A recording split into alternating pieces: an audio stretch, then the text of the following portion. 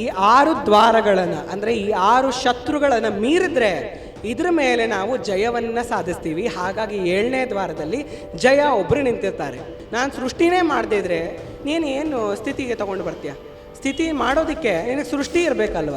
ಆತ ಮಾಯೆಯನ್ನು ಅವ್ರ ಮೇಲೆ ಬಂದ ತಕ್ಷಣ ಹಾಕಿದ್ದಾನೆ. ಆ ಮಾಯೆಗೆ ಇವರು ಒಳಗಾಗಿದ್ದಾರೆ. ಹಾಗಾಗಿ ಅವ್ರು ಈ ಥರ ಎಲ್ಲ ಮಾತಾಡ್ತಿದ್ದಾರೆ.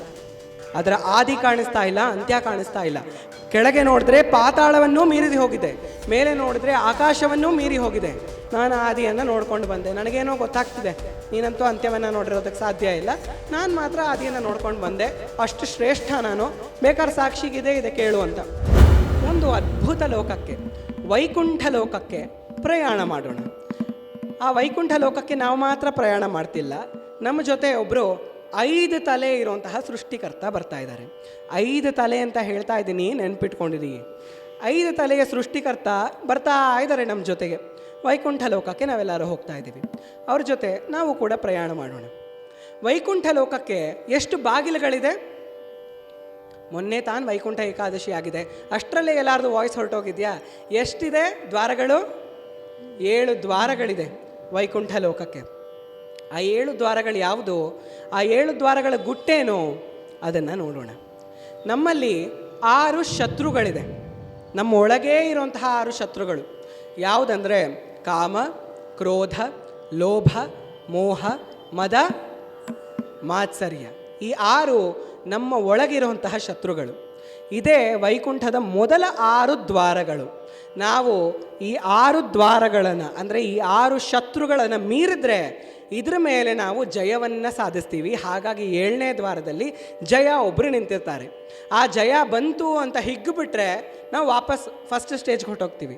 ಆ ಜಯದಿಂದ ಹಿಗ್ಗದೆ, ಸೋಲಿಂದ ಕುಗ್ಗದೆ ಹೋದರೆ ಜಯದ ಮೇಲೆ ನಮಗೆ ವಿಜಯ ಸಿಗುತ್ತೆ. ಹಾಗಾಗಿ ಜಯ, ವಿಜಯ ಇಬ್ಬರೂ ಕೂಡ 7ನೇ ದ್ವಾರದಲ್ಲಿ ದ್ವಾರಪಾಲಕರು. ವಿಜಯ ಬಂತು ಅಂತ ಕೂಡಲೇ ನಾವು ಅಯ್ಯೋ ಜಯ ವಿಜಯ ಇಬ್ಬರನ್ನು ನೋಡಿಬಿಟ್ಟೆ, ನಾನು ಇನ್ನೇನು ನಾರಾಯಣನ ನೋಡೋದು, ನಾನೇ ನಾರಾಯಣ ಅಂದ್ಕೊಂಡು ಹೊರಟೋದ್ರೆ ಮುಗಿದೋಯ್ತು.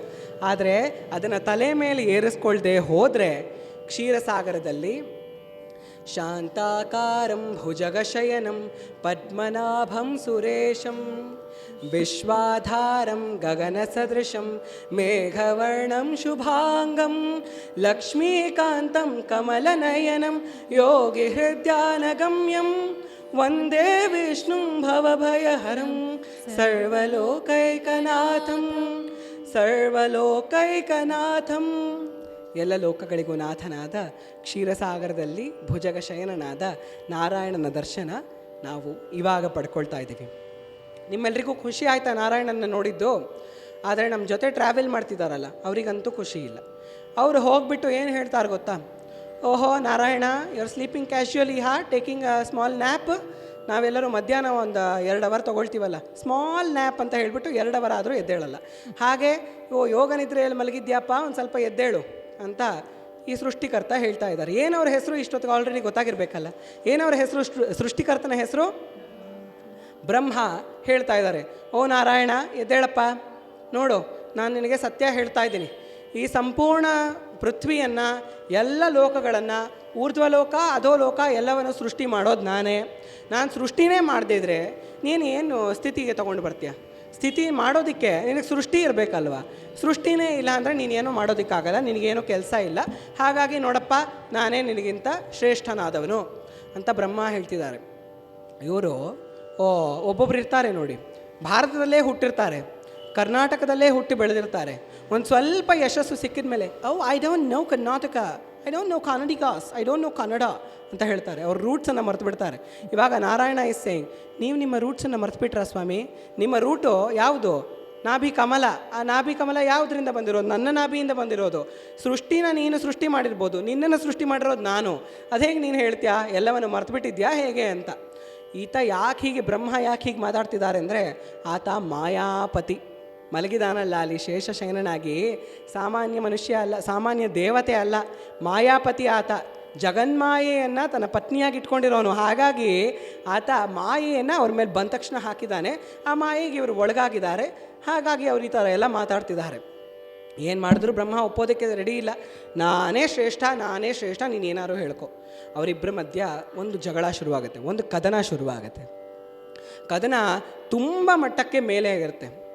ಆಗ ಅವರಿಬ್ಬರ ಮಧ್ಯ ಒಂದು ಜ್ಯೋತಿಯ ಆವಿರ್ಭಾವ ಆಗುತ್ತೆ. ಒಂದು ಜ್ಯೋತಿ ಅವರಿಬ್ಬರ ಮಧ್ಯ ಬಂದು ದರ್ಶನವನ್ನು ಎಲ್ರಿಗೂ ಕೊಡುತ್ತೆ. ಆ ಜ್ಯೋತಿಯನ್ನು ನಾವೆಲ್ಲರೂ ಕೂಡ ನೋಡೋಣ.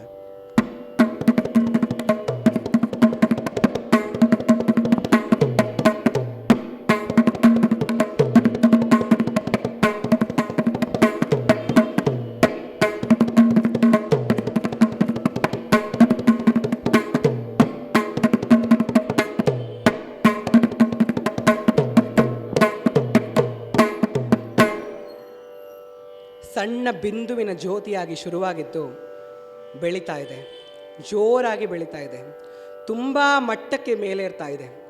ಮೇಲಿನ ಊರ್ಧ್ವಲೋಕಗಳನ್ನು ಮೀರಿ ಬ್ರಹ್ಮಾಂಡದ ಛಿದ್ರವನ್ನು ಭೇದಿಸಿ ಅದು ಮೇಲೆ ಹೋಗ್ತಾ ಇದೆ. ಕೆಳಗಡೆ ಪಾತಾಳವನ್ನೂ ಛಿದ್ರಿಸಿ ಕೆಳಗೆ ಹೋಗ್ತಾ ಇದೆ. ಅದರ ಆದಿ ಅಂತ್ಯ ಎರಡೂ ಕಾಣಿಸ್ತಾ ಇಲ್ಲ. ಆ ಸ್ತಂಭ ಅಗ್ನಿಯನ್ನು ಹೊರಹೊಮ್ಮುತ್ತಾ ಇದೆ. ಆ ಪಾತಾಳನ ಭಸ್ತಲಾಂತ ಭುವನ ಬ್ರಹ್ಮಾಂಡ ಮಾವಿಸ್ಪುರ ಜ್ಯೋತಿ ಸ್ಫಾಟಿಕ ಲಿಂಗ ಮೌಳಿ ವಿಲಸತ್ ಪೂರ್ಣೇಂದು ವಾಂತಾಮೃತ.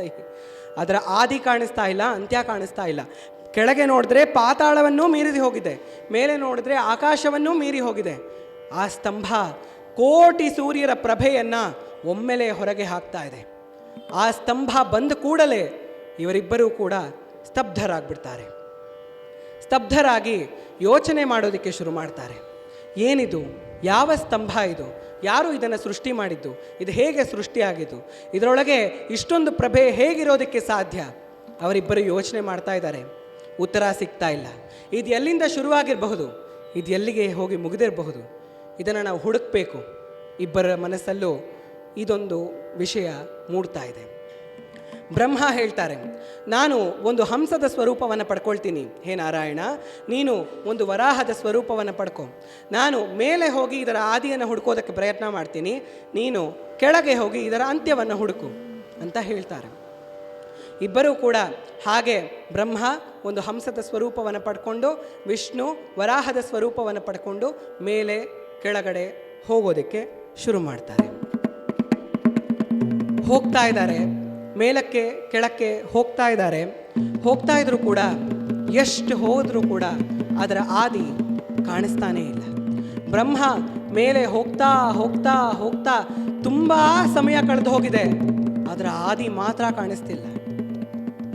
ವಿಷ್ಣು ಕೆಳಗಡೆ ವಾಯು ವೇಗದಿಂದ ಹೋಗ್ತಾ ಇದ್ದಾರೆ, ಆದರೂ ಅದರ ಅಂತ್ಯ ಕಾಣಿಸ್ತಾನೇ ಇಲ್ಲ. ವಿಷ್ಣು ತಿಳ್ಕೊಳ್ತಾರೆ, ಈ ಸ್ತಂಭ ಆದಿ ಅಂತ್ಯ ಎರಡನ್ನೂ ಹೊಂದಿಲ್ಲ. ಈ ಸ್ತಂಭ ಯಾರು ಅಂತ ನನಗೆ ತಿಳಿತು, ನಾನು ಕೂಡಲೇ ಮೇಲೆ ಹೋಗಬೇಕು ಅಂತ ವಿಷ್ಣು ತಕ್ಷಣ ಮೇಲಕ್ಕೆ ಬರ್ತಾರೆ. ಆದರೆ ಇವರಿದಾರಲ್ವ 5 ತಲೆಯವರು, ಅವರು ಮಾತ್ರ ಒಂದು ತಲೆ ಎಕ್ಸ್ಟ್ರಾ ಇರೋದ್ರಿಂದ ಒಂದು ಸ್ವಲ್ಪ ಜಾಸ್ತಿ ಹೆಡ್ ವೆಯ್ಟ್ ಅಂತ ನಾವು ಹೇಳ್ತೀವಲ್ವ, ಹೆಡ್ ವೆಯ್ಟು ನಮ್ಗೆ ಒಂದು ಹೆಡ್ ಇದ್ರೇ ಅಷ್ಟು ವೆಯ್ಟ್ ಇರುತ್ತೆ. ಇನ್ನು ಅವ್ರಿಗೆ 5 ಹೆಡ್ ಇದೆ ಅಂದರೆ ಇನ್ನೆಷ್ಟು ವೆಯ್ಟ್ ಇರಬೇಕು ಹೆಡ್ ವೆಯ್ಟು. ಆ ಹೆಡ್ ವೆಯ್ಟಿಂದ ಅವರು ಇಲ್ಲಪ್ಪ ನಾನು ಹುಡುಕ್ತೀನಿ ಅಂತ ಮೇಲೆ ಹೋಗ್ತಾ ಇದ್ದಾರೆ. ಹಾಗೆ ಹುಡ್ಕೊಂಡು ಹೋಗ್ತಿರುವಾಗ ಒಂದು ಪುಷ್ಪ ಕಾಣಿಸುತ್ತೆ. ಆ ಪುಷ್ಪ ಮೇಲಿಂದ ಬೀಳ್ತಾ ಇದೆ. ಆ ಕೇತಕಿ ಪುಷ್ಪ ಅದು. ಆ ಪುಷ್ಪವನ್ನು ನೋಡಿ ಇವರು ಹೇಳ್ತಾರೆ, ಹೇ ಪುಷ್ಪ, ನೀನು ಎಲ್ಲಿಂದ ಬರ್ತಾ ಇದೆಯಾ? ಪುಷ್ಪ ಅಂದರೆ ಮೂವಿ ಅಲ್ಲ, ಖಂಡಿತ ಅದನ್ನು ಅಂದ್ಕೊಳ್ಬೇಡಿ. ಏನಪ್ಪ ಇವರು ಅಲ್ಲು ಅರ್ಜುನ್ ಮೂವಿನ ಹೇಳ್ತಾ ಇದ್ದಾರೆ ಅಂತ. ಪುಷ್ಪ ಮೂವಿ ಅಲ್ಲ, ಕೇತಕಿ ಪುಷ್ಪ. ಆ ಪುಷ್ಪ ಮೇಲಿಂದ ಬೀಳ್ತಾ ಇದೆ. ಈತ ನೋಡಿ ಕೇಳ್ತಾರೆ, ನೀನು ಎಲ್ಲಿಂದ ಬರ್ತಾ ಇದೆಯಾ? ಈ ಸ್ತಂಭದ ಆದಿ ಏನಾದರೂ ನಿನಗೆ ಗೊತ್ತಾ ಅಂತ. ಅದಕ್ಕೆ ಆ ಪುಷ್ಪ ಹೇಳುತ್ತೆ, ಈ ಕಥೆಯಲ್ಲಿ ಪುಷ್ಪಗಳು ಮಾತಾಡುತ್ತೆ, ತಲೆ ಕೆಡಿಸ್ಕೊಳ್ಬೇಡಿ. ಅದಕ್ಕೆ ಅದು ಹೇಳುತ್ತೆ, ಎಲ್ಲಿಂದನೋ ಮಧ್ಯದಿಂದ ನಾನು ಬೀಳ್ತಾ ಇದ್ದೀನಪ್ಪ, ಬೀಳ್ತಾನೇ ಇದ್ದೀನಿ, ಅಂತ್ಯನೂ ಸಿಗ್ತಿಲ್ಲ, ಆದಿಗಂತೂ ನಾನು ಹೋಗೇ ಇಲ್ಲ. ಏನು ಮಾಡೋದೋ ಗೊತ್ತಾಗ್ತಾ ಇಲ್ಲ, ನಾನು ಕ್ಲೂಲೆಸ್ ಆಗಿ ಬರ್ತಾ ಇದ್ದೀನಿ, ಜೀವನದಲ್ಲಿ ಏನು ಮಾಡಬೇಕು ಅಂತಲೇ ಗೊತ್ತಾಗ್ತಾ ಇಲ್ಲ ನನಗೆ. ಆ ಪುಷ್ಪ ಹೇಳ್ತಾ ಇದೆ. ಅದಕ್ಕೆ ಇವರು ಹೇಳ್ತಾರೆ, ನೋಡು, ನಿನ್ನ ಜೀವನಕ್ಕೆ ಅರ್ಥನೇ ಇಲ್ಲ ಅಂತ ನೀನು ಹೇಳ್ತಿದ್ಯಾ, ನಾನೊಂದು ಅರ್ಥ ಕೊಡ್ತೀನಿ, ನಿನಗೊಂದು ಇಂಟರ್ನ್ಶಿಪ್ ಕೊಡ್ತೀನಿ ನಾನು.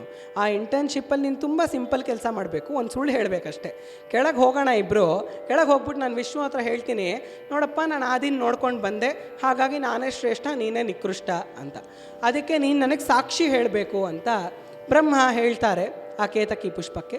ಅದು ಏನೋ ನನಗೆ ಹೆಂಗಿದ್ರೂ ಜೀವನದಲ್ಲಿ ಏನೂ ಕೆಲಸ ಇಲ್ಲ, ಪಾಪ ಇವನಿಗಾರೋ ಹೆಲ್ಪ್ ಮಾಡೋಣ ಅಂತ ಇಬ್ಬರು ಹೋಗ್ತಾರೆ. ಬಂದು ವಿಷ್ಣುವಿನ ಬಳಿಗೆ ಬಂದು ಅವ್ರು ಹೇಳ್ತಾರೆ, ನೋಡಪ್ಪ ನಾನು ಆದಿಯನ್ನು ನೋಡ್ಕೊಂಡು ಬಂದೆ, ನನಗೇನೋ ಗೊತ್ತಾಗ್ತಿದೆ, ನೀನಂತೂ ಅಂತ್ಯವನ್ನು ನೋಡಿರೋದಕ್ಕೆ ಸಾಧ್ಯ ಇಲ್ಲ, ನಾನು ಮಾತ್ರ ಆದಿಯನ್ನು ನೋಡ್ಕೊಂಡು ಬಂದೆ, ಅಷ್ಟು ಶ್ರೇಷ್ಠ ನಾನು, ಬೇಕಾದ್ರೆ ಸಾಕ್ಷಿಗಿದೆ ಇದೆ ಕೇಳು ಅಂತ. ಅದು ಹೌದು ಸ್ವಾಮಿ ಅಂತ ಹೇಳಿಬಿಡುತ್ತೆ, ಬಿಗ್ ಬಾಸ್ ಇದಿರ್ತಾರೆ. ಅದಾದಮೇಲೆ ವಿಷ್ಣು ಹೇಳ್ತಾರೆ ಸಾಧ್ಯ ಇರಲಿಕ್ಕಿಲ್ಲ ನೀನು ನೋಡಿರೋದಕ್ಕೆ ಅಂತ. ಇವಾಗ ಈ ಸೃಷ್ಟಿಕರ್ತ ಎಷ್ಟು ಘೋರ ಕೃತ್ಯವನ್ನು ನಡೆಸಿದ್ದಾರೆ ಅಂದರೆ ಸುಳ್ಳನ್ನು ಹೇಳಿದ್ದಾರೆ. ಅವರು ಸಂಪೂರ್ಣ ಸೃಷ್ಟಿಯನ್ನು ಜಗತ್ತಿಗೆ ಅಸ್ತಿತ್ವವನ್ನು ಕೊಡೋರು, ಅವರು ಸುಳ್ಳನ್ನು ಹೇಳಿರೋದ್ರಿಂದ ಆ ಸ್ತಂಭದಲ್ಲಿ ಕ್ರೋಧ ಕಾಣಿಸುತ್ತೆ.